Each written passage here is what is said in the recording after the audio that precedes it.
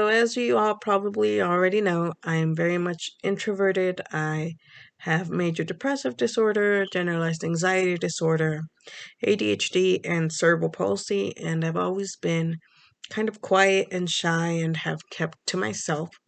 And in previous videos, I've talked about how a lot of that is probably due to all the bullying that I had to endure growing up because of the way that I walk, because of my cerebral palsy. And also, I think to some extent, I'm just naturally introverted. My dad's very introverted too, so I think that's something that I kind of get from his side of the family. I need a lot of time alone after work and after social events to recharge. And my idea of recharging is like locking myself in my room and binge watching whatever shows I'm binge watching at the time and like eating junk food, right? And I could do that for an entire day sometimes or more if I need to recharge.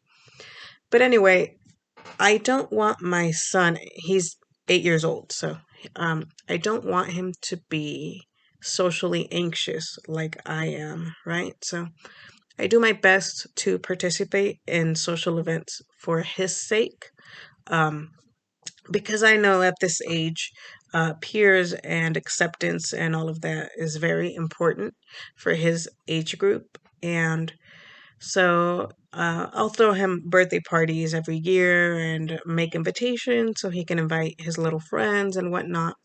And about 2 weeks ago, he and my nephew, they go to the same school. So they both got invited to a little girl's birthday party uh, about on a Saturday 2 weeks ago. And um, my sister wasn't here because she had to go to work, but my nephew really wanted to go. So my nephew is the same age as my son. And my son, of course, really wanted to go as well. He can be introverted, but he's a lot more social than I am. Um, So I ended up taking them to the party. It was me, my son's dad, and my niece, my older niece, and then my nephew and my son. And it's just so draining for me to be around like a group of strangers because I didn't really even know. I knew who the little girl was because she attended my son's birthday party earlier this year in February. So I had seen her and I had seen her parents, but it was really like a hi, bye, thanks for coming kind of thing, you know? And so going to their house and greeting other parents and trying to make small talk and all of that stuff that you're supposed to do at your kid's birthday party, right? Kind of mingle and interact with other kids' parents. It is so difficult for me and it's so draining in every aspect because I'm terrible at small talk. I feel I get really tense and anxious and awkward when I'm in an unfamiliar place, which this was because I'd never been to their house before. When I'm surrounded by strangers, so it was completely and totally out of my comfort zone.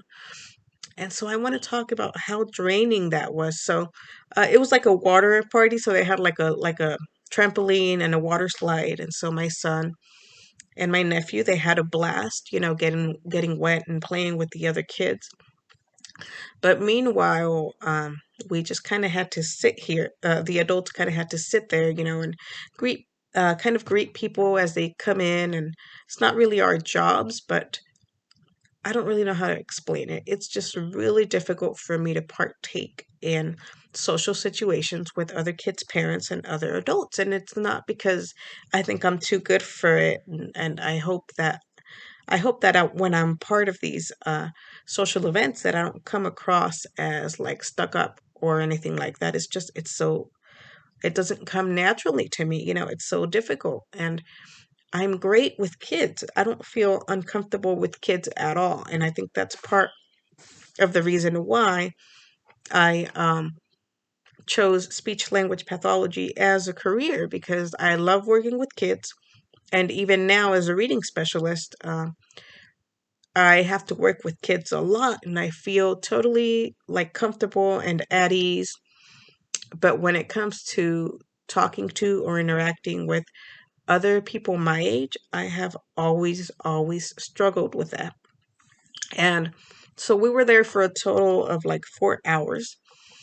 And it wasn't so bad because we were the first ones there.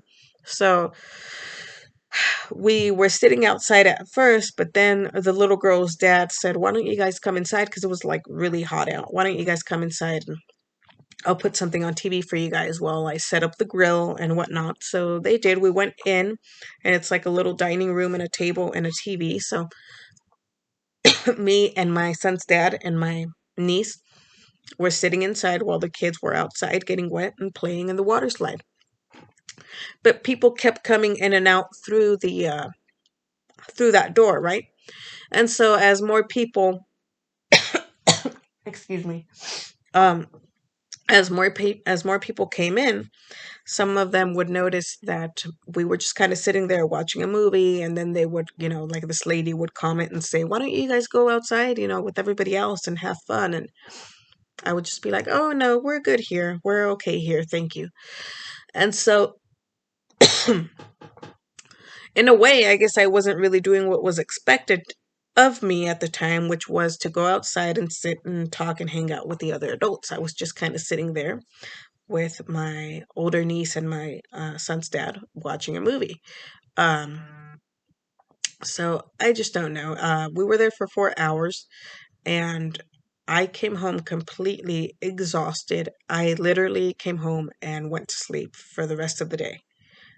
Like I think I we got here like around 5, and I just slept through the night, all the way all the way into Sunday. So that was a Saturday. So I slept from the time I got here to the very next day. That is how completely exhausted I was. That is how exhausting these social events are for me. And if you think about it, I really wasn't doing anything, right? I was just sitting there watching something on TV, but something about being completely out of my comfort zone, with like surrounded by all these people that I don't know, and then that social expectation of me to kind of socialize with other parents, and even though I was just sitting there for the most part and keeping to myself and trying to avoid eye contact, if I'm being honest, that entire experience was exhausting and draining. And I just don't know. I don't know if I'm ever going to be good at socializing with other adults, if it's ever going to come naturally, or if it's always going to be just a complete nightmare for me, And I wish that I was more social, and I wish that I could do what's expected of me. And I put myself out there for my son, because if it were up to me, I'd probably just lock myself in my room the entire day and never go out and talk to other people. So, in a way, he really kind of pulls me out of my comfort zone, um, which is a good thing, I guess, right? But for someone who's neurodivergent, and even though I don't know for sure if I'm autistic or not, I know I've already been diagnosed with ADHD. And for someone who is neurodivergent, I think I can't talk today. Social situations tend to be very draining for us, and they just don't come easy, right? So yeah, that was what I wanted to talk about today. And I guess I'll just leave it at that.